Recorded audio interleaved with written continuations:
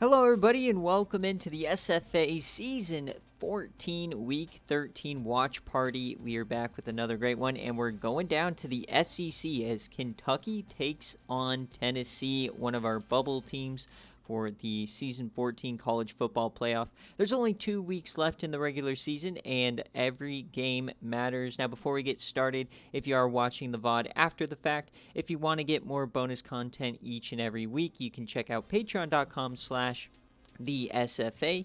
You can get an additional watch party, a lot of additional information each week in the server, as well as access to the Playoff Push podcast, which is about an hour of me just rambling on about a variety of different topics, as well as check out our friends over at Home Field Apparel. They are doing an absolutely crazy job here at March, giving us new drops every single day. So go check out your favorite school's collections and use code SFA to support us as well. You get 15% off.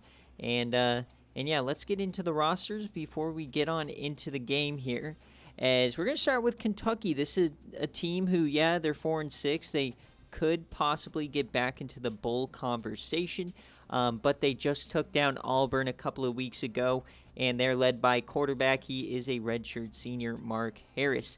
And now at running back, Sean Huston. He is an 82 overall. Remember, this is a Kentucky team that was ranked last season and took out Alabama, or almost did, but they choked and had a self-inflicted safety. So this is a decent team. And out wide, you got Travis Dunn, a 90-plus overall. You got Scott Dickens and Victor Eaton. At tight end, you got a freshman, Russ Johnson. And the offensive line is pretty good. Not great for the SEC, but pretty average for a Power 5 team in general. And on defense, you got Norris McKinley, Chris Horn on the other end. And in the middle, you got the SFA player, Jamichael Killens, and Craig Roberson. At linebacker, it's Kevin Williams. You've got Fife, or Fife. I'm not sure how Yui likes to pronounce it, but this is an in-game recruit SFA player, notable from Yui, so I'm not sure exactly his backstory. Might be from her server she used to run. Aaron Burke at the right outside linebacker position. And at corner, you got Rich White, Maurice Weber, Freddie Williams, and Roger Benson. And the best player on this team and SFA player, Avery De La O, in his senior season. Last time we saw him live on the stream, he got an interception, so we'll see what he does today. And then they also got Cedric Hunter. At kicker, it's Nick Stallings. He is 9 for 12 in field goals attempted this season, and he has decent accuracy, a little bit worse of a power, but he is still a very capable kicker. And they're taking on Coach Nick and Tennessee. And for Tennessee, it has been a bit of a rough year, if we're being honest. They've had injury struggles. They've had struggles on game day. And they just, they have one of the most talented teams in the country, but they just haven't really been able to put it together for a full, for full dominant performances. Now, they are still on track to make the SEC championship. And they, like I said at the start, they are in a bubble spot currently for the college football playoff. But Bishop Moore, this is the last week he should be hurt unless he picks up a questionable tag. So we're going to see Boss Hennessy starting again. And we also have Des Stiffy in the backfield. And at wide receiver, one of the best wide receivers in all of the SFA, Chris Beach. You got Tyrone Dixon and Edmund Edwards. We're very familiar with this team. They've had 2 game days already this year. At tight end, you've got SFA players Jake Laxton III, Snow Graves, and then the offensive line, one of the best in the country, Mark Schlereth, an SFA player at that left guard. And then at the defensive side, Marcus Rushing, Brent Taylor, the SFA player Jamarian Sippins, and Nate Phillips. Linebacker, very good. You got Nick Dobinski. In the middle, Bruno Van Peter and Sved Vandersloot. Both SFA guys will play. And Jeff Horn. And out wide, you got SFA player Sam Powell, Mike Thomas, and then Kobe Dredd and Camden Sharp. 3 of them are SFA players, just Mike Thomas is not. And then one of the best safeties in the country, Benny Simmons. He is going to get a lot of work today, as well as Taylor Sockrider, an SFA player as well. Their kicker is, I changed it to whatever Nick wanted it to be. I think Martin is doing both. I'm not entirely sure. I think it's Martin doing both. But I did switch it to whatever he was running versus who is it? East Carolina. So I got to put our overlay out before I go toggle to the games here. And yeah, this is going to be a fun one. Is Nick here or no? He is not. Okay, so we get to choose his jerseys for him. Let's go. All right, for this we got to pick the ugliest jerseys possible. So when Nick has to watch his game, he's just... So just the regular orange? Yeah. Let's see. Dude, there's some crispy combinations. I kind of just like the white.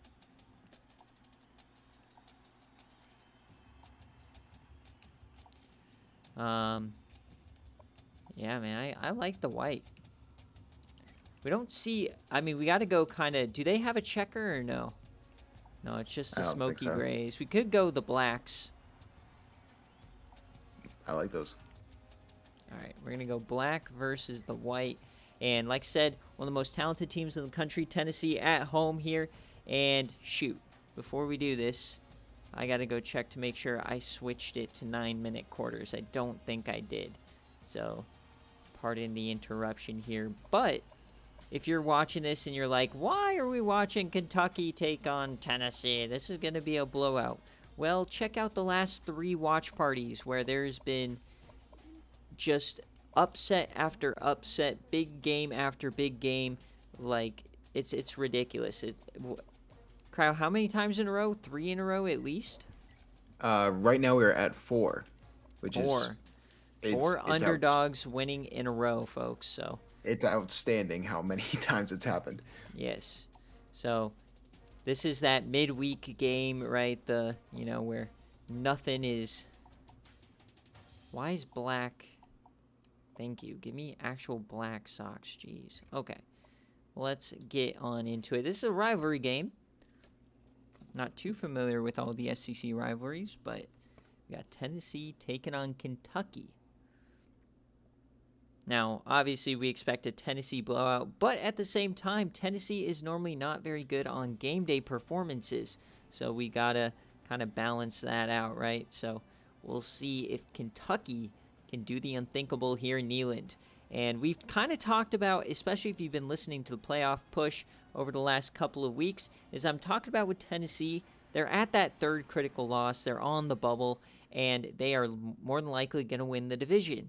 So they're kind of at a point where they have to beat Oklahoma, win the SEC if they're going to get in. Because if you lose to Oklahoma, then you're at 9-4, and versus all these other potential at-large teams, you may not win those arguments. But we're off here. Kentucky is going to get us started.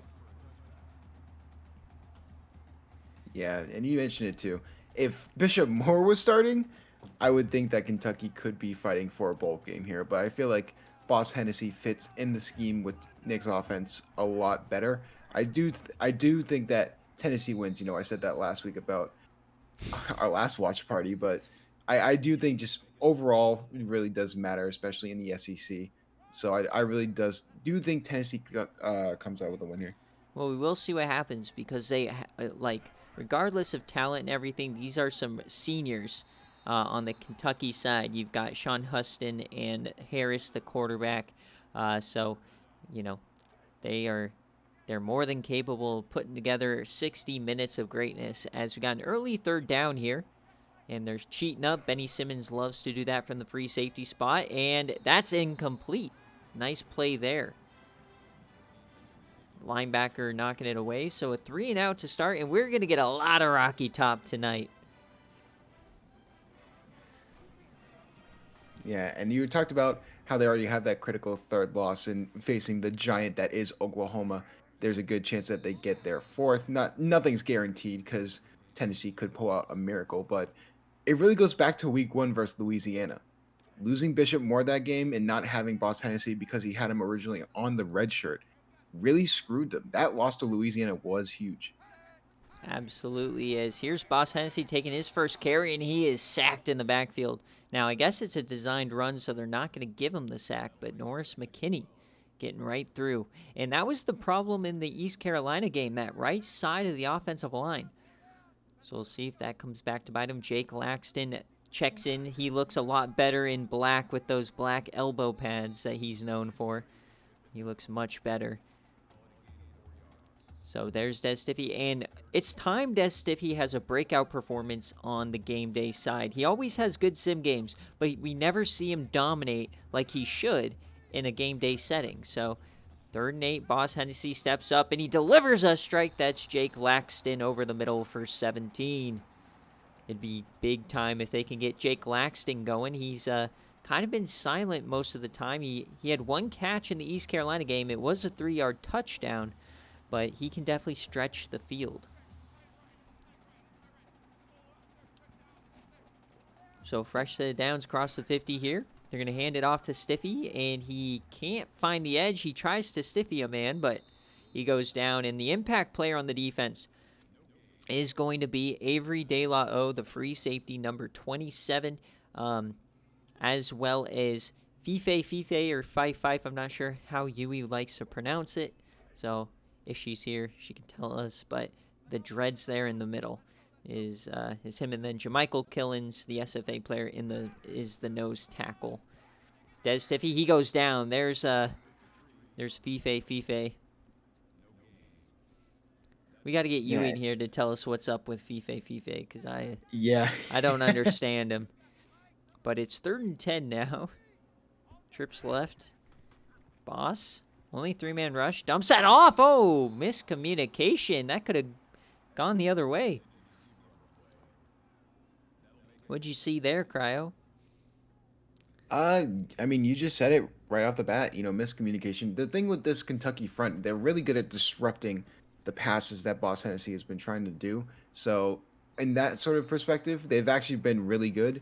But I think it goes back to, you mentioned it. You're the one that screams it from the rooftops the most, how Nick is the sim god stream fraud. And I think that has to do with Bishop Moore. You wonder if Boss Hennessy in the coming years can sort of defeat that narrative. And we've seen flashes of Boss be good, but we've also seen flashes of Boss be absolutely terrible. I mean, I immediately think of the lateral back 30 yards when they faced Texas in season 13. So it's one of those things where if Boss is the guy, and we don't know that yet. Yeah, it's kind of been a crippling thing. They had Lou Ishar, who had the same deal as we. Yam it deep, 1-on-1, and it's tipped away by Sam Powell, the SFA corner. But going back to it, I mean, this has followed him through 4 straight SFA quarterbacks. You had Lou Ishar, who had some great moments on game days, had a lot of injuries on game days. Then you had Cardale Jones, who's a lot like Boss Hennessy. And then you go into Bishop Moore, who's his own can of worms, right?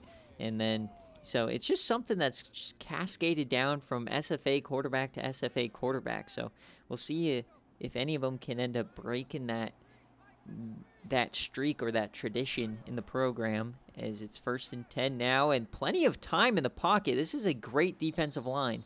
So if you give Kentucky all day to throw, they probably will end up finding somebody eventually. Mark Harris, he starts out 3 of 5. So 2nd and 4 here early on, around the 40-yard line. We've yet to really see a lot of runs with Huston, their running back, as they throw this again short. That's going to be short of the line to gain. And it's so tough when you throw those short little hitches without power. You have to come back to them. You get a bad spot, and now it's a 3rd and a long 2.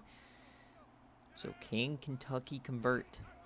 Handoff up the gut, and broken tackle. Another one! Oh, and he spins down. He gets about 7. That was a big play.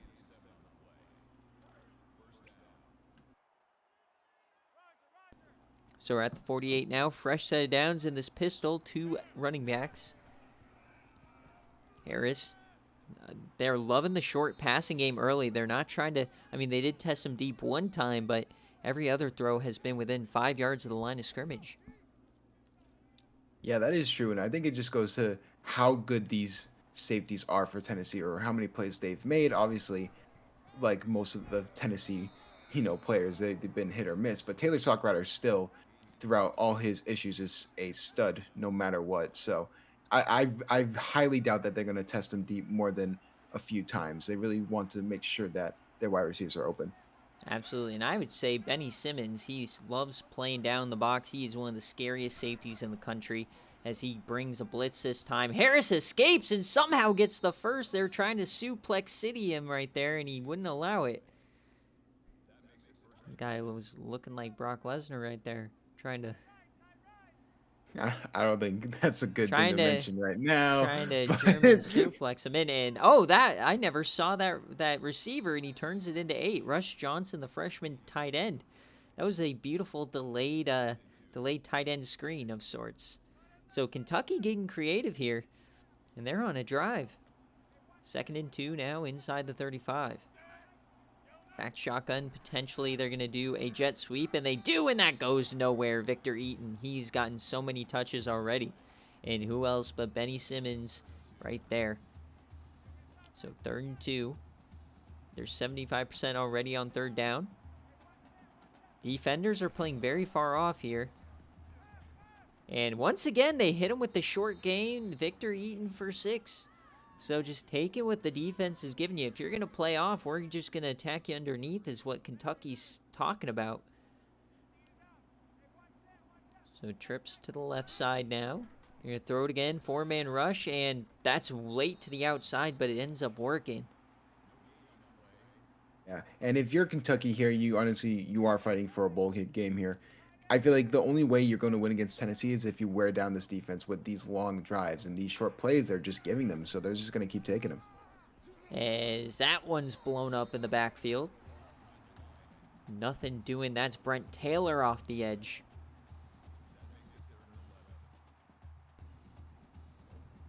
So a 3rd and long now. This has been a very long drive and dramatic drive, taking up most of this first quarter. So it's going to be Harris. It's going to be a screen pass to Hudson. He turns upfield, and he just runs out of real estate there. Only gets about 3. Here it comes Rocky Top. So they do bring out the field goal unit, trying to be the first to put points on the board. It's going to be a 42-yarder from left hash. See if they can convert and take the lead here. And it's no good as they push it wide right. And when you're in Neyland on the road against Tennessee, one of the best teams in the country on paper, you cannot miss those opportunities. Yeah, unfortunate. Really would have been good for Kentucky to get the first 3 points on the board, but I mean, this could be a huge momentum shift. This could be a way for Tennessee to really get an offense going for this first time. Oh, and what a throw from Boss Hennessy, floating it just over the defenders, right into Mario Reed's bucket. That was a beauty.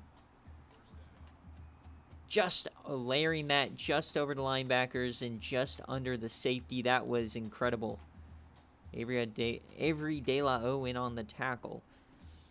But yeah, I mean, it's a huge confidence booster, like you said, for the defense. You're on the field for like 7 minutes and you don't give up points. So Boss again, and there's Chris Beach making his first catch.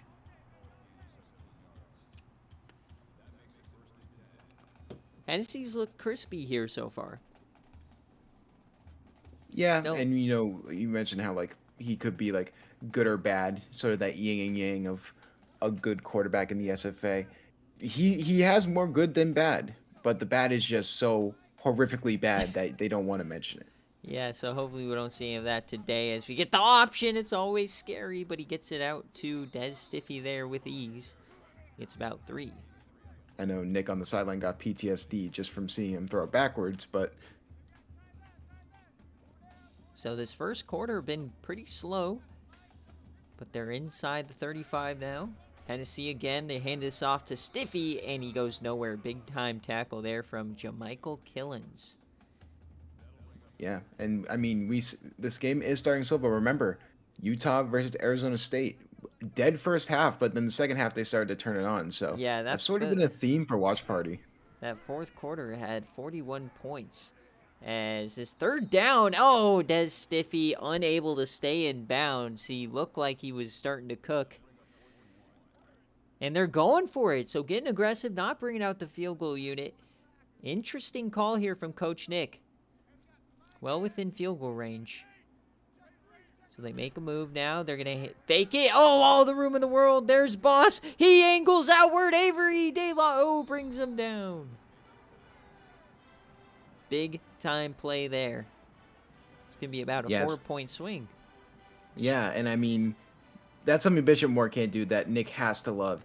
The ability to have a dual threat quarterback that can just make plays like that by his own on his feet, that's something that is really special.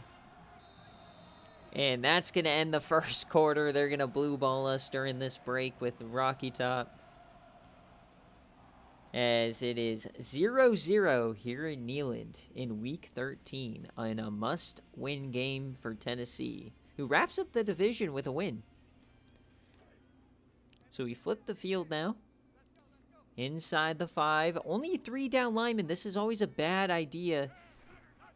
As it's going to be Boss again. Fakes out everyone. An easy touchdown. Boss Hennessy. 7-0 Volunteers. Yeah, I mean, people love to focus on Des Stiffy because he really is good at being that goal line back, really getting those touches and really powering through, usually behind the lineman. But I mean, everyone got fooled there, even some of the linebackers and the defensive backs. So good run by Boss Hennessy. And when you have a guy like Boss Hennessy, you know, some compare his physicals to a guy like Cam Newton. Down by the goal line, that's so hard to stop. All right, so Kentucky now, they've dominated time possession, but they have no points. So back to the drawing board here for the Wildcats. This isn't basketball. You gotta convert on your possessions. There's once again. Now their pocket has been quite clean today. You know, I think that they devised this short passing offense because they felt like they weren't going to have a lot of time in the pocket. But now that you've established that you're able to protect the quarterback, you can start probably running some more creative route concepts. As they're going to run quick option, and Huston tries his best, but he's wrapped up by Taylor Sockrider. Or no, that's Camden Sharp. Yeah, Camden Sharp sort of squirting by the defense there. Really getting in there and just getting behind the entire line just to get that loss. So good play right there. So 3rd and 10 now, all the momentum with Tennessee at this point. And he dumps that off short. Can he get the first? No, they're going to mark him just short. I'm sick. Great play there from the corner, just pushing him out just short. And the punt unit comes on out. Fake punt. We will not see the fake punt here as Tennessee, they take it. And Beach gets about 10. All right, so Tennessee pretty much just went right down the field on that last drive. Can this Kentucky defense find a stop? It's going to be Boss throwing it again. Dumps this one short. That's an easy first down to Edmund Edwards. Yeah, and I think with this is just, this Kentucky defense is probably going to be extra tired, especially the fact that, you know, you're trying to give this offense, you know, any signs of hope, and this Tennessee offense is just too, it's just too strong. Like plays like that. Strong. Des Stiffy breaks 3 tackles. That's what we're talking about. Let's see a Des Stiffy legacy game. Yeah, mentioning Des Stiffy, remember it was really interesting talking about him and Boss Hennessy. Last season in the college football playoff was when Des Stiffy went down with an injury, and instead of going with Pierre Stone, who got a touchdown, as I'm stuttering, they decided to throw Boss Hennessy in at running back instead. He still went with him, and as a result, really, nothing really was working on the ground. Yeah, I still can't believe that decision. I get the decision, but you gotta let Pierre Stone cook, man. You know, and that's why he transferred to ULM. So we got. I mean, ULM is but yeah, it wasn't the bet. Well, let's be honest, Pierre Stone was the only guy who wasn't signed in the transfer portal. Like, come on, folks. That just shows you how much other people value this Tennessee roster. Oh, what a play there from the defensive end. Chris And I think Horn. I could be wrong, but I think someone threw a banana peel on the ground Yeah, near the line of they scrimmage, and Boss Hennessy just slipped like a cartoon animal. yeah, it looked like they might have bonked knees there because he did get fooled as Avery De La O comes on down and he's blitzing and he meets Stiffy right in the middle there. Big play there from Avery De La O. He's already at 6 tackles here in the first half. Yeah, looking at De La O, I see a lot of Brian Dawkins in him. Just the fact that he can be a disruptor, but he also is a majority of his strength is in covering the pass. As they dump that off to Stiffy, and he does not get the first down. So decision time again, though, here for Tennessee, and they're doing it again. So last drive they went for it on 4th down, worked out. They're going to do it again. Got a little bunch to the right side. Oh, a delayed give to Stiffy, and he gets it.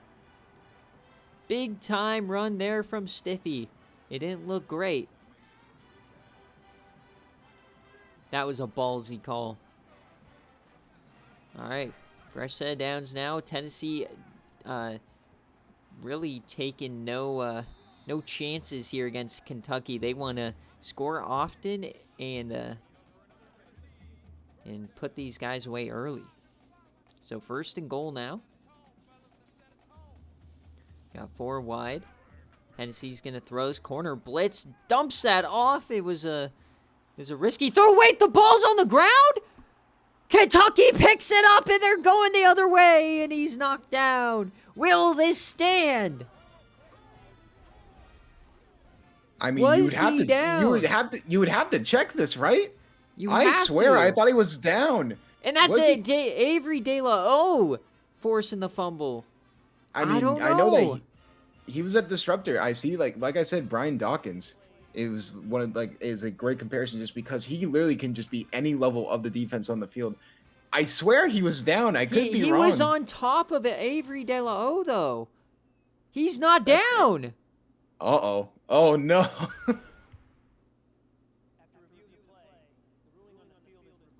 No! Tennessee gets lucky. Boo. Oh, the that's downfall such a of Tennessee boo. is gonna the downfall of Tennessee is gonna have to wait another down. That was Unfortunate. such a clean fumble. All right, 2nd and goal now. Hennessy. He has time. Dumps that off short. That reminds me of the East Carolina game where Vanilla Vic put it on the ground and he almost and that got overturned. So Tennessee getting lucky in this one. As we got goal line formation all the way back here from the 4. You don't often see that. So the power, they go fullback, and he goes nowhere. Anthony Temple. And now they bring out the field goal unit after all of that shenanigans. They pretty much take about half of the quarter away as Tennessee now has a 10-0 lead.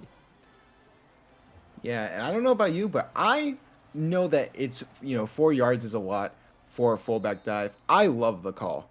I think that was really something that was going to try and catch them off guard. Really, he had one man to beat on the outside once he tried to break that tackle. Not the worst call, but it was just unfortunate. My counterpoint to that one, though, is you've got Boss Hennessy, a great running quarterback, big. You've got Des Stiffy, the best stiff arm in the country, a power back, and you choose the little dinky white boy? Like, come on, let's be honest. You're not, like if this was Tulane with Scott Slaughter, then sure. Or, somebody else, or a Cheddar Biscuits. As they bring an all-out blitz. Holy Toledo. Tennessee getting aggressive on the defensive end. But nevertheless, Kentucky kind of lucked out after getting screwed over on the fumble. So they're still in this game. But they've got to score before the half, as they do not get the second half kickoff. So Harris, a little play action fake, delivers a strike there. Nice play for Kenny Caldwell. Yeah, and if you're Kentucky, you're just looking for a touchdown to go into the half to sort of gain some momentum back. I think the offense or the defense in general has been really outstanding for Kentucky, just being able to hold Tennessee to the scoring they have so far. So maybe they can keep it up, but really, it depends on if this offense can just wake up in general. We got Wildcat now as Huston goes nowhere. Brought down the backfield. Fed Vandersloot are already 4 tackles for him is middle linebacker. The freshman 5-star. Second 11 in the pistol. 2 running backs on the field. Harris, plenty of time. Throws it out to Huston, but he does stay in bounds. All right, normally it was a little bit too late, but it's going to be a 3rd and long yet again. They keep getting themselves into these 3rd and longs. Is only 86 yards on 14 completed passes. Not very good as Sockrider cheats down here. Dumps that off short. Oh my, what a hit by Nick Dobinski.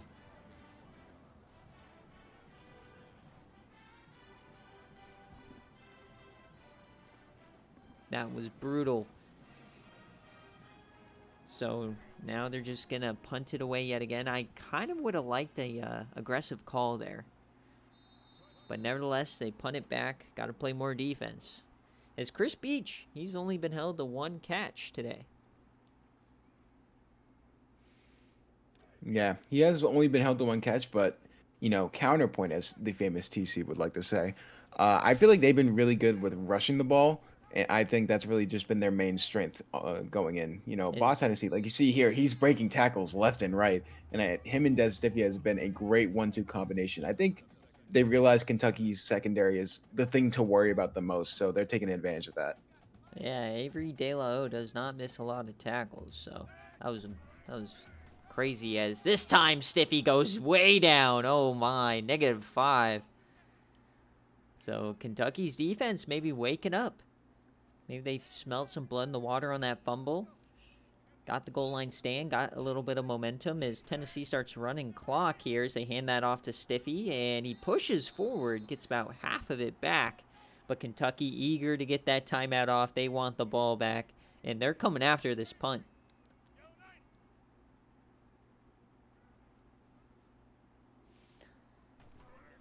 So punt team, and oh my, they almost got there as he kind of hits that to the corner, stays in bounds. Get a nice return here as they're already into yam range from Ed Harrell. So it's been a pretty entertaining first half here in Neyland.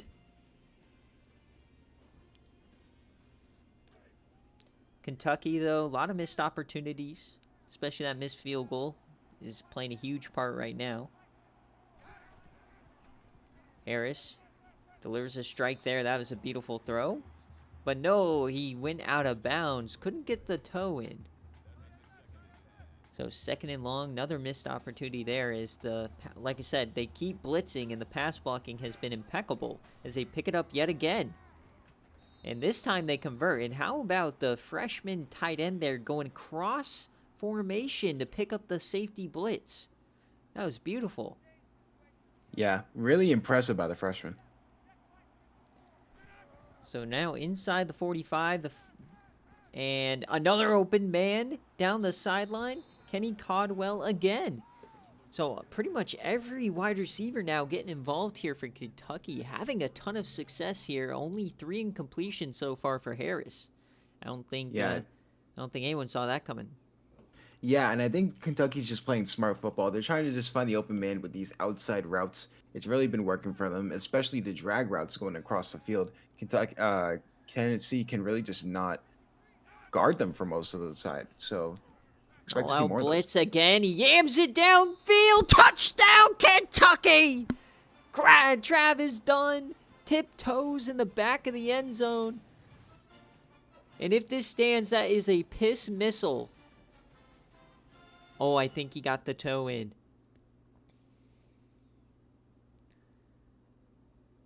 Everybody holding their breath here, as yes, he did. So Tennessee pays there for getting aggressive. Yeah, and I mean, I was holding my breath because I thought that play was getting reviewed. I mean, just an Yeah. outstanding play, but like just barely getting that toe in, you know. It's very hard as against, like I said, we mentioned this Tennessee secondary really just being very opportunistic and very lethal in very clutch situations. So it Well, really, my sorry to cut you off, but my question for you is like, why are they still blitzing? You've seen that they're picking up every single blitz without fail, and then they got beat that time. I mean, they're just like that offensive line is just like Sidney Sweeney, big muscles in places that you need them to really block off any defensive pressure. And Kentucky's been really good. That's the one thing that they've had over Tennessee because Tennessee has had those negative plays. Oh, And Owen Stiffy! Stiffy is still Oh, going. man, 25. He almost broke it. Kentucky better be careful here. They're going to give up more points. Down 3 here. Stiffy, man, he's begging to be let loose. As they... Oh, my! Fife almost had the pick. That would have been crazy. And And Yui, also, if you're Coach here, Yui, let us know. it is Fifi. Fifi. So Is it the whole name I don't. Fifi, or is it Fifi? As he I goes deep there, touchdown, Tennessee! Chris Beach beats the near safety as they retake the lead. Oh, and boy. And I mean, we've been waiting for his name to be called all day. It seems to have been like locked up by the defense, but I think they're just waiting for the right opportunity to find Beach deep. I mean, life's a beach when you can't cover Beach. There you go. So 17-7 now after Kentucky got a big-time touchdown. They're back to square one, down 2 scores. Yeah, and to clarify, it is Fifi, as said by Coach Yui. So Gotcha. Well, Fifi just choked that drive. As we're going to get a return now down the sideline. We'll see if Kentucky can do something here with 42 seconds. This has been a very entertaining game, and I feel like I'm seeing a killer instinct from Tennessee tonight that I don't normally see from them. Maybe it's because they're wearing, cool blackout uniforms or whatever, but they just feel like they're responding when they should. Normally in these game day situations, they're waiting for the other team to kind of lose the game instead of attacking and winning it. So 2nd and 4 now for Harris as he dumps that one off. The clock continues to run as he does not get the first down. And they're going to take that last time out here. Interesting. They're about 10 yards from Yam range. Only 3 down linemen rushing. That's going to be a first down, and they do get it up to Yam range. And if you remember, East Carolina converted on a end-of-half Yam against Tennessee on game day. So they're going to spike it here. So a couple of chances at the end zone. See how far Harris can throw it here. They're at the 40. 11 seconds left. They bring 5. As he throws that deep, it's not going to be a first down. They're going to have to hurry up to the line now. Clock does stop for a second. We'll see. They're going to spike it here. So they're going to go for one more play. Hopefully they get this off. Oh my God, come on. All right, 3 seconds left. So now they're much closer. They are 43 yards away from a touchdown here. Can they convert? And noted, they do not have 3 men deep. They're just going to trust their safeties. Oh, and he's sacked! They finally break through on the last play of the half, and it's Jamarian Sippins, the SFA player. That was big. Finally, they broke through there. After an entire half of unable to get through on any blitzes, it was a 3-man rush that finally got through. Well, that was an interesting half. And reminder, guys, if you want to be on the playoff committee, you got to let me know today or tomorrow, as first meeting is Saturday after game day. And then also remember, Sunday is when the bracket is finalized for college basketball, and we run a massive bracket challenge. If you win the bracket challenge, you'll get a 90 overall non-quarterback SFA freshman, similar to Mo Ali Cox, the wide receiver, 2 years ago, and last year's running back Toko Maha Pakarori. So let me know or look out for that. Make sure you enter. Make sure you fill out the bracket. And yeah, and we look here. Tennessee dominated that second quarter in time of possession. Yeah, and I mean, you brought it up how like Tennessee looks like they actually have that killer instinct as we're watching them. I'm just gonna say right here, it's the quarterback. I know that Boss Hennessy has had his troubles in the past, and I know that he's not the perfect player. He is miles ahead of Bishop Moore when it comes to being a team leader on this Tennessee Vols team. So I truly think that going forward he'll definitely be okay with him. It's just the volatility, man. That's the biggest thing when you look at these very young quarterbacks. I mean, Nick had no faith in him because he wanted just to redshirt him just so he had him for next year because he thought Bishop Moore was going to be healthy all season. But here we are, forcing him into the spotlight. And this is the same point we've been at 4 weeks in a row, and we've consistently said, oh, the game is over. This is a blowout. Why'd we pick this, right? So watch out for Kentucky. 4 weeks in a row, we've seen an epic comeback from a lesser team. So let's see if Tennessee really has the it factor, able to keep the foot on the gas pedal as they throw this one away. Nice completion percentage so far, though, from Boss. 12 of 15. So 17-7 here. As remember, against East Carolina, it really was that fourth quarter where they kind of fell apart as he hits Mario Reed down the seam. No one's going to catch him. Touchdown, Volunteers. 24-7. And I mean, the floodgates have just opened, man. It is insane how quickly Tennessee can turn this into a one-score game where you're fighting for possession, you're fighting for time of possession, just trying to win this game by one score, to it being a four-score game. That's what I love about this Tennessee offense. As that was a big-time throw there from Boss Hennessy. Reminded me of his debut where he came in after they were losing by a lot. I can't remember who it was against, but he threw 2 second-half touchdowns to Mario Reed in similar fashion. So here comes Kentucky now. How do you respond?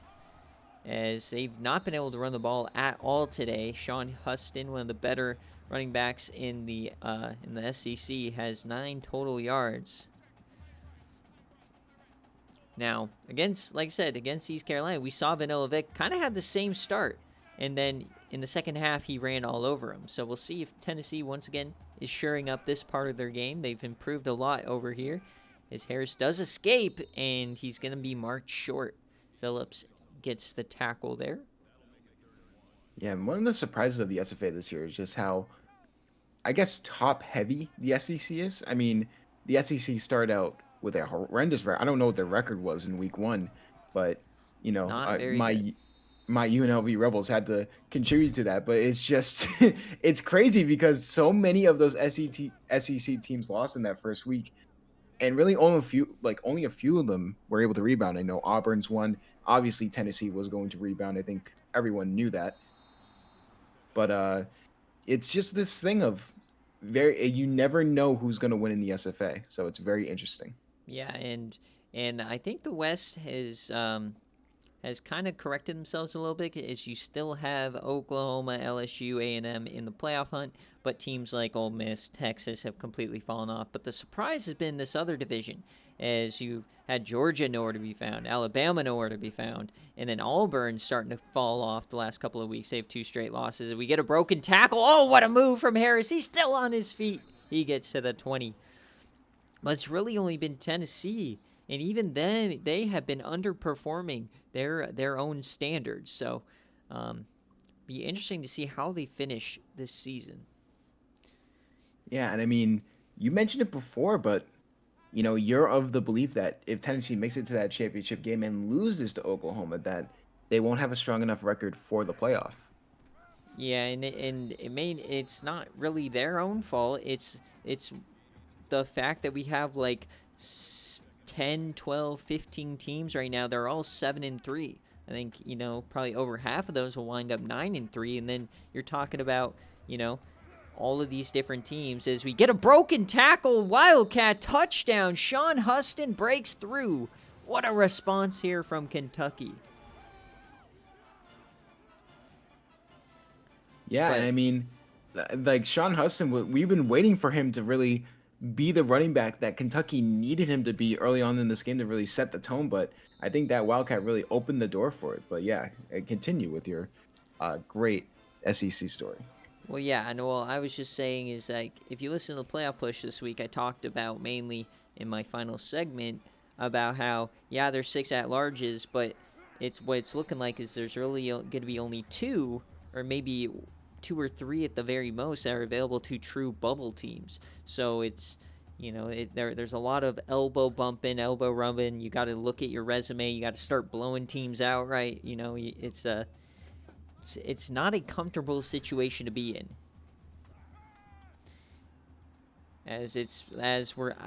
As I'm projecting right now, the difference between the 12th spot, whoever gets it, and let's say the 17th or 18th spot is not going to be much. As last year it was really between like 12 and 13.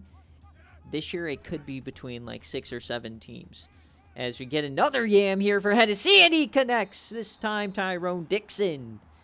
And if you notice, all of these yams are going away from Avery De La O. They are attacking the strong safety here. I mean, that's smart. I think you would do the same thing as well. I mean, he's such a playmaker on defense that you just want to avoid him at all costs, and they've been doing a great job with that. Mario Reed has been clutch. As this time they go short to Edmund Edwards, who had the almost fumble in the first half.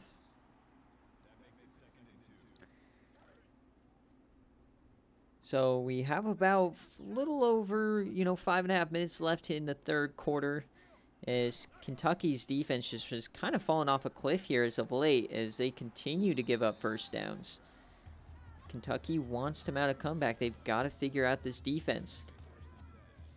Yeah, I'm not a fan of them continuously going for the pass. I feel like you should more or less run out the clock just to play it safe. But if they're gonna keep getting passes on first downs, just keep getting them. And oh my goodness, A one-hand Tyrone stab Dixon. right there. Oh my God. Bailing out Hennessy's lack of accuracy. He's got a 2nd and inches now as we're once again back in the red zone. It's Hennessy floating this one open. Man, can he turn upfield? He's hit at the goal line. They're going to mark him short. But once again, so many wide open receivers. Like, why? Like, I get we want to run out the clock, sure. But, I mean, Hennessy, this might be one of his better passing performances we've ever seen. Is they're at the 1 now. Oh, absolutely. I don't blame that. It's just I talk about the volatility. Knowing Boss Hennessy, you should definitely not full on go pass here. And there's a touchdown for Des Stiffy as they re-extend the lead to 17. As you get Rocky Top yet again. It's crazy because we've seen Des Stiffy. We think a lot, but really only on that goal line. We've really seen Boss Hennessy shine and just really be that pass-first quarterback for this game. Which is very interesting because really he's also gained some of the rushing too. Like they have not asked Des Stiffy to do much. So now if you're Kentucky, every time it seems that they put up points, they in return give up a quick score. So kind of disheartening for sure. We'll see if they can continue to attack this defense though. But you got to think, against a team like Tennessee, putting up more than 31 is going to be a tall task as they throw this one, and that's complete. Sock Rider on the tackle. Travis Dunn had that nice touchdown in the first half. As he has a new school record, continues to ruin Craig's Yeast's legacy. What a last name there. I thought you were talking about Sydney Sweeney for a second. I didn't know you were talking about Craig Yeast, the wide receiver from Kentucky. But oh no, hey, man. bonk! I need a bonk stick up in the booth. This guy, dude. Boo! Throw tomatoes. As we got here's Sean Huston. Yeah, it's definitely a weird year for Kentucky in general, though. Obviously, they have a coach not user controlled, but it's just they're in a very interesting spot. Obviously, they're probably not going to go bowling. Um, it's. I wonder what they're going to do in the offseason. That's the biggest question. As we get a nice screen pass here, and that goes for about 19. Yeah, it's Kentucky is one of those SEC teams that is going to be like one of the last users to get them, right? So, and they are a middle of the road Kentucky team. There's a lot of good things about this program. Is their level of talent is probably a little bit higher than your normal vacant spot, but then also you got to remember the talent you face every year is so much better than everybody else. So it's definitely a tough position for sure. As we see Harris run. Oh, he finds some room down that right side. He's turning on the afterburners, getting inside the 15. And Harris, he's been running at will here in the second half. Fed That's the thing to Vandersloot watch. going down. That's the thing to watch for not only this game, but just games going forward for Tennessee if they're really going to try and win more games. They've allowed quarterbacks to just run all over them, even if it's not for much gains. Just having those be open, especially like you see here in the Wildcat, they've just it's been hit or miss, but they allow the big play every once in a while, and that's going to hurt you against the bigger teams like the Oklahomas. Yeah, and Kentucky was trying to go back to the well. It's how they scored in the last drive with a long Wildcat touchdown. They go back to it again 2 times in a row. You got to respect them here as he pushes forward, giving him the old Des Stiffy there for about 7. So 3rd and 4 now. Obviously, you got to feel like this is 4-down territory. But 3rd and 4. Handoff, and that goes nowhere. Stacked up, and that's going to lose a ton of yardage.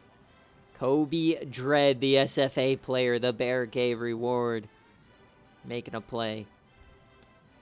So now they're forced to take the field goal. We'll see if they can hit this one, put it back to a 2-score game, so not entirely worthless here.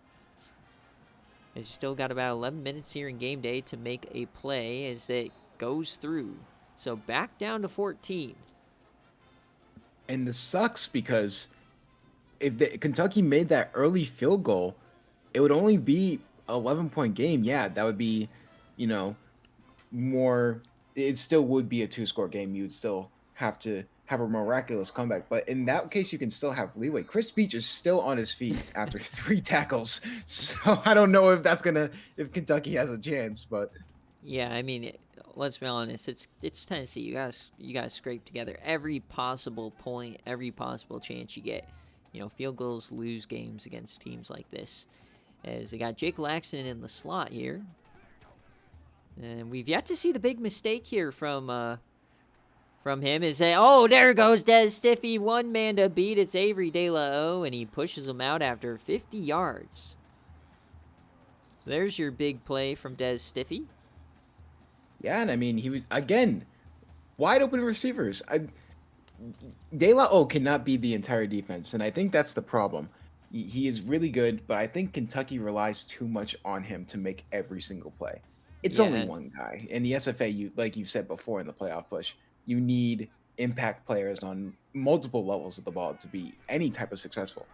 yeah, and I feel like a guy like Fifi is on his way there. But remember, as we've talked about in the past, it's very hard for a freshman in the SFA to be truly impactful on the same level as Avery De La O is being right now. So, um, 2nd and 13 after a nice play there. They bring a blitz. There's Fifi. He gets a free shot at Boss, but he can't get there in time.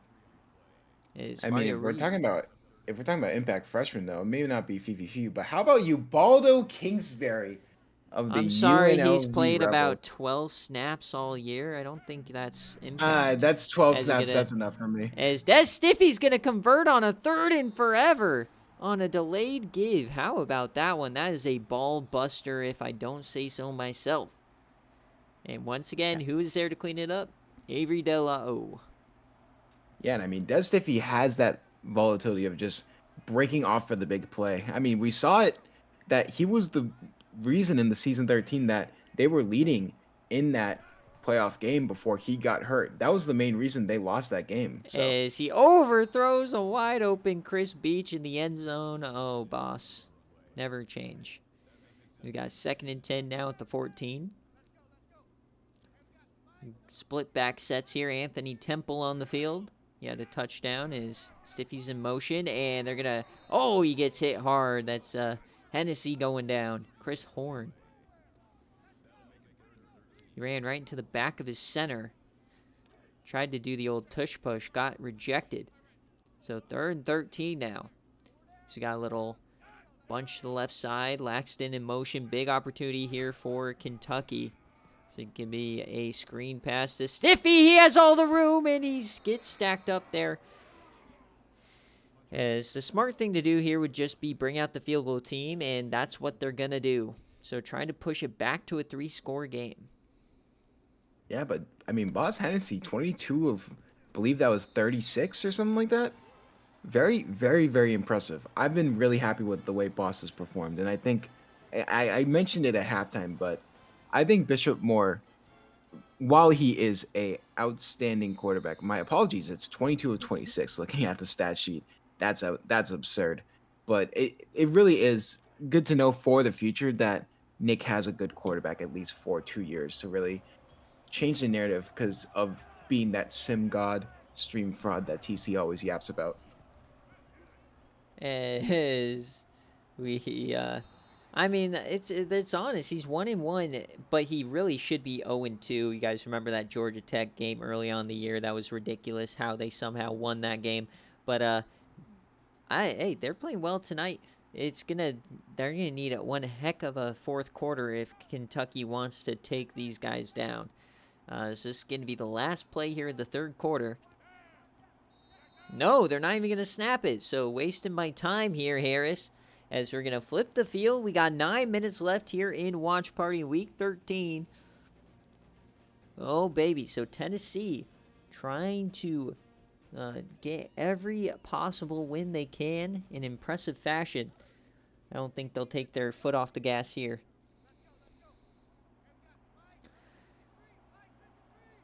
So we flip sides now. They're going to only rush 4, and that's a nice catch over the middle. That's Travis Dunn.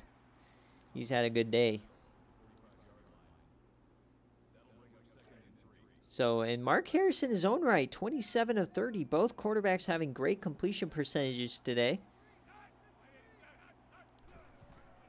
Kentucky, man, they just had a lot less positive opportunities on the ground as Bruno Van Peters up to 7 tackles.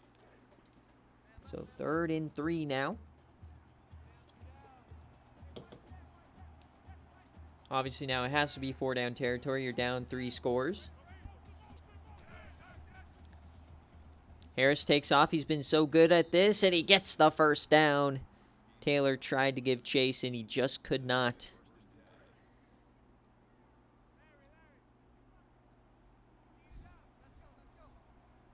And they only got 1 down lineman here on defense. This is an interesting formation. Doesn't do much. Oh, it's almost intercepted. I spoke too soon. Jeff Horn dropped it. Yeah, it looked like a 5 linebacker blitz with 1 down lineman. Yeah, that was a unique. Yeah, very, very interesting. Yeah, that faked everybody out here. As floats that was risky, but it works. So Rush Johnson gets his 2nd catch of the day as we got a 3rd and medium now. And I see that clock ticking, man. Kentucky's got to put their foot on the gas pedal. You got to start scoring.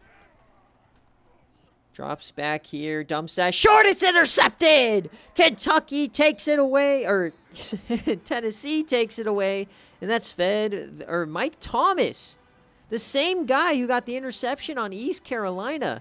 Thought that was a 54, not a 24, and that may do it. Yeah, I mean, this defense, like I said before, is very opportunistic. That's the one thing you love about it. It's like that's the whole entire thing with this team in general. I mean, I've talked about it with certain players in like specifically, but the volatility of this team really can be one of the best teams in the league because obviously of that high rating. But I really think it matters a lot just because Boss Hennessy just gives them that sort of extra boost, You get some quick option. He stiff arms Fifi, flips it out to Stiffy. He breaks a tackle. There goes Des Stiffy to the end zone. What a play! 52 house call, and that's gonna do it. What And I a mean, play. that was an insane play. That was 4 broken tackles, 3 from the quarterback, 1 from the running back. I mean, that was outstanding. And Kentucky's just running out of gas. They tried their best to hold on to this Tennessee team, but it just wasn't enough. Yep, and that is what everybody's wanted to see from this duo since they came in together in that season. Was at the season 12 class. They got Nick got the number 1 and number 2 running back in that class, and Boss Hennessy, he was a athlete, so he put him at quarterback. But yeah, 4 total broken tackles, the pitch working to perfection. What a play.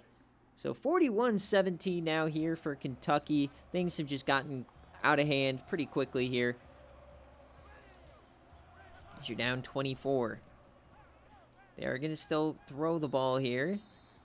Victor Eaton, and they've had a great day. It's just, missed field goals, giving up, 41 points. We'll do that to you. As that one's tipped at the line. Jeff Horn. All right. So this Tennessee defense waking up here. Yeah, really strong second half surge from this defense. You really see them taking control and actually wanting to really end this game. As that is going to be a tackle in the backfield from Camden Sharp. And these SFA corners are getting heavily involved here today. And they're going to bring out the punt team. Waving the white flag here in Neyland.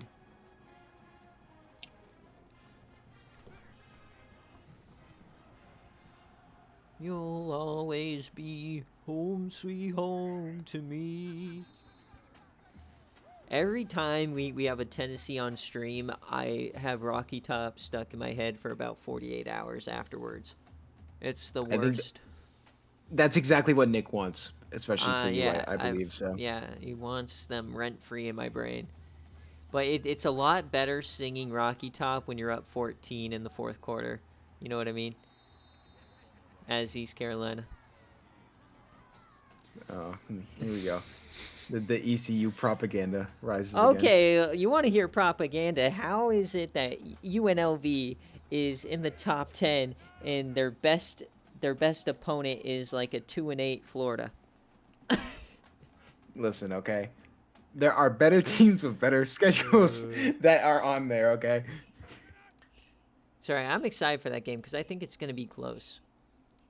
And I always can't wait for your kicker as well. He always messes up extra points, missed field goals. It's always a great time. Don't even remind me of Austin. I purposely fired him myself. But it is really, I know that I wasn't even supposed to be in this position in the first place. I mentioned in the Mountain West Tribune, it mentions that I really didn't expect to even be in this situation in general. So it's kind of sort of a little cherry on top to this season, as I really use these first 2 seasons to learn. But it's going to be very interesting just because I feel like it's cool just to see the Mountain West being shown on game day. It's just always a good time. I understand that it's actually probably the biggest game in Mountain West history. I think with a Hawaii win, they win the division with ease. I do not see them losing to their Week 14 opponent. But if I win, the playoffs are very well, in my grasp. So it's going to be interesting. Yeah, and it is exciting because at the height you get to have a home playoff game, right? In Allegiant, that's awesome. And at the lowest, you're probably going to be in a Yam and Cheez It Bowl or a Citrus Bowl. So still a great season no matter what. As we get another Boss big play here up the gut as they continue to run the clock. And yeah, Boss has been electric on the ground. He's made all the great decisions. He's only had, I would say, one pass that should have been picked off, which was the one dropped by Fifi. So, yeah, he's had a great day. we'll see if they can convert one more here. So you're going to hand this one off to Stiffy, and he is brought down. Other than Now, obviously UNLV versus Hawaii, do you have any Bear Cave games that you're looking forward to watching? um, I like the Boston College Florida State one because Florida State is such an interesting team, as they have the really weird loss to Kent State, sure, but then they completely choked away the win against Buffalo. They should have gotten that one. They completely choked a 2-score lead against Georgia Tech as well. So this is a team that's like, a blimp and a bloop away from 11-1 or 10-1. So if they can beat Boston College in dominant fashion and then beat Florida in dominant fashion next week, then they are in contention for an at-large bid. But once again, same position as Tennessee, minus the conference championship game, as I almost flubbed that one. But yeah, it's just there's so many great teams vying for it. It's gonna be so hard for this committee to kind of separate them. But yeah, I'm excited for the FSU game. Yeah, in my personal opinion, I think if you know Tulane loses and you have UNLV lose and you have 4 1-loss teams vying for that G5 auto bid as well. I Yeah, do. that's I chaos. personally, that's chaos, but I would give it to Coastal Carolina. I do have to give props to Trog.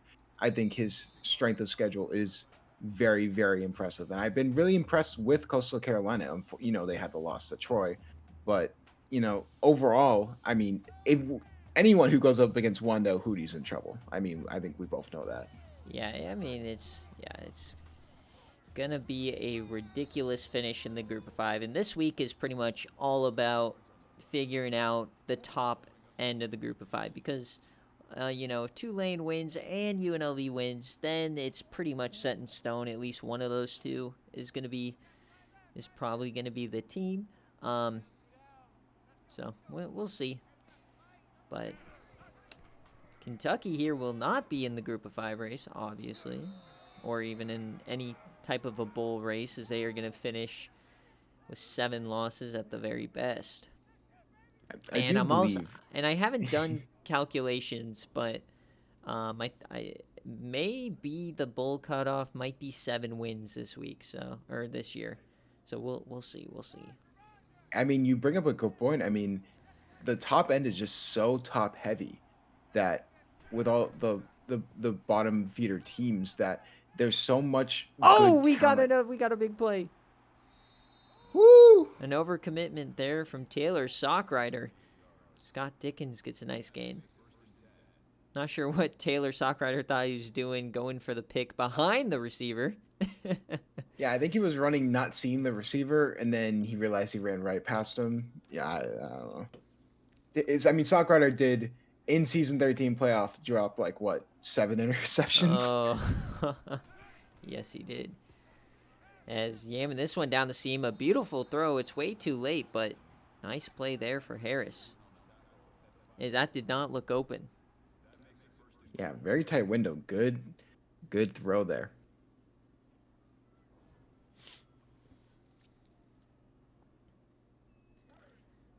All right, under 2 minutes left now. Kentucky trying to make it look a little bit nicer. First and goal. And corner blitz, he gets it off, and that is going to be a touchdown. Scott Dickens powers through. 44-24.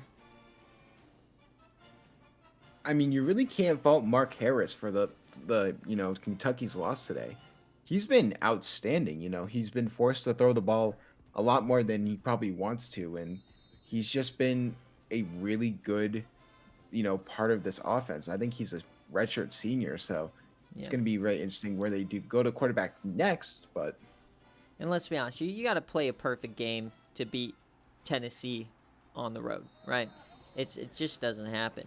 So you miss field goal, interceptions, not going for it on 4th and inches, drive killers like that. It's not going to be easy. And also, you got to be able to hold Tennessee under 44 points. If you tell Tennessee, yeah, we're scoring 44 points this week, they're like, okay, that's a W. There's no, you're not going to outscore them by that much. as we Yeah, just kneel it out here, victory formation. it's very interesting because Kentucky did beat Auburn as well. So Yep. that's very that was a very massive hiccup by Auburn. So really, like you said, Tennessee really is in the driver's seat to meet Oklahoma, and that looks like Well, it's yeah, going to be an absolute bloodbath. But we'll see. But yeah, a win here, Tennessee clinches the division. So unless they flub it in the last 19 seconds, as we watch it trickle away. As, of course, they're going to make us watch these last 6 seconds. Boo! Let me out of Neyland. But as we hit triple zeros here in Neyland, Tennessee gets it done 44-24 on their home turf, and they clinch the division. They will go on to the SEC Championship to face Oklahoma with a playoff berth on the line. Boss Hennessy, Des Stiffy had amazing games today. And we'll see if they can win their last game. I think it's South Carolina, if I'm not mistaken. Should be an easy W, but yeah, they've got to start preparing for Oklahoma.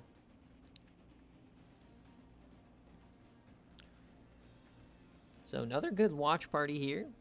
And we'll check out the stats as always before we get on out of here.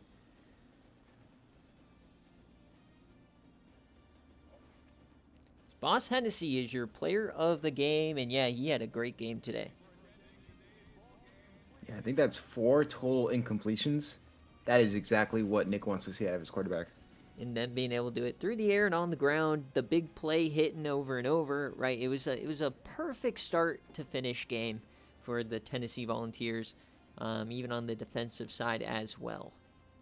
But after watching a performance like this, it is a bit bittersweet because you're kind of like, if you're a Tennessee fan, man, we have the team. Why couldn't we put it together against these other teams? Why couldn't we put it together against Louisiana? Why couldn't we put it together against A&M? Why couldn't we put it together against East Carolina, right? So, some missed opportunities this season, but they still have the chance at the college football playoff. We'll see if they take it. Because that SEC championship will be a rematch of the what was that? No, that wasn't the Cotton Bowl. It was the Sugar Bowl last year, I believe. Yeah, Yes, I it did was commentate that. I remember that game. Was the Sugar Bowl. So let's check out the scoring summary here. As, like I said, very slow first quarter, and then they put up 44 in 3 quarters, right? The big play was popping all day long here for Tennessee. And Mark Harris, the redshirt senior here, great game for him. Just a couple errors, a couple sacks, couple interceptions. And Sean Houston really couldn't do much outside that one run out of the Wildcat. On defense, Avery De La O got up to 10 tackles. Fifi was right behind him as the tackles for loss were abundant, but they were unable to get to Boss Hennessy once or force a turnover. Couple missed opportunities, especially this one by Fifi in the middle there, that they ended up giving a touchdown. And then also the missed field goal. And for Tennessee, you got Boss Hennessy, 23 of 27, 350 through the air and 2 touchdowns. And on the ground adding 50. And then there it is. Des Stiffy finally having a breakout game in a game day style type of game. 138 on the ground, 2 touchdowns as well. And receiving, same as always. However, they did it really without Chris Beach. He had the one long touchdown, but he really wasn't the go-to guy all day long. And then, like I said, no sacks given up. SFA players doing their thing. Is the top 3 were all SFA players here, and tackles, tons of TFLs. Like I mentioned, the 2 sacks, and then the important interception there from Mike Thomas. And yeah, that's going to be the game, folks. Thank you guys so much for watching, and we will see you on game day on Saturday. Peace.